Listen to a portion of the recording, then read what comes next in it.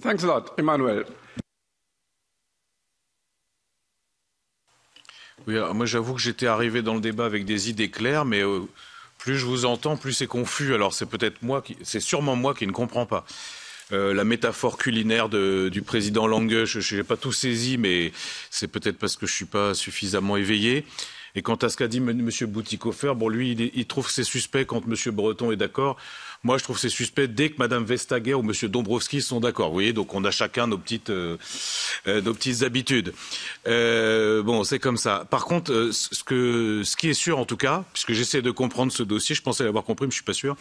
Ce qui est sûr, c'est que l'Europe, ses entreprises et son écosystème d'innovation technologique, elle se trouve dans une situation peu enviable parce elle est coincée entre d'un côté les ambitions normatives de la Chine, qui déploie la route de la soie et qui a une diplomatie économique qui est très habile. Et puis de l'autre, il y a quand même la puissance des big tech américaines qui sont poussées par la Maison-Blanche et par le Congrès US à se positionner en quelque sorte en fer de lance contre les Chinois. Et nous, on est de plus en plus tributaires des détenteurs de brevets étrangers, eux-mêmes sous la supervision plus ou moins appuyée de leur gouvernement pour développer et mettre sur le marché des produits, des solutions, des logiciels qui ne peuvent pas exister sans obtenir de licence sur ces brevets. Ça, pour moi, c'est quand même l'essentiel. Et ce qui est encore plus essentiel, c'est dans la guerre des normes qui se joue en coulisses, mais dont les répercussions sont évidemment immenses, l'Europe, elle est à la traîne. J'ai pris un chiffre avec moi.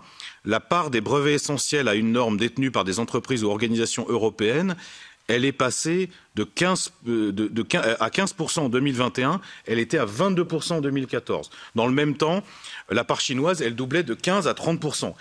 Pour moi, c'est ça le chiffre très inquiétant. Ça montre d'ailleurs la réussite de la stratégie de Lisbonne. On voit bien que ce n'est pas forcément ce qu'il fallait faire.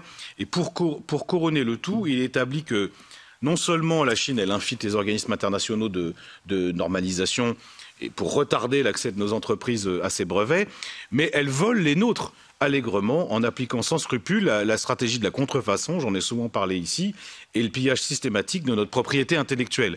Et c'est ça le contexte dans lequel on est.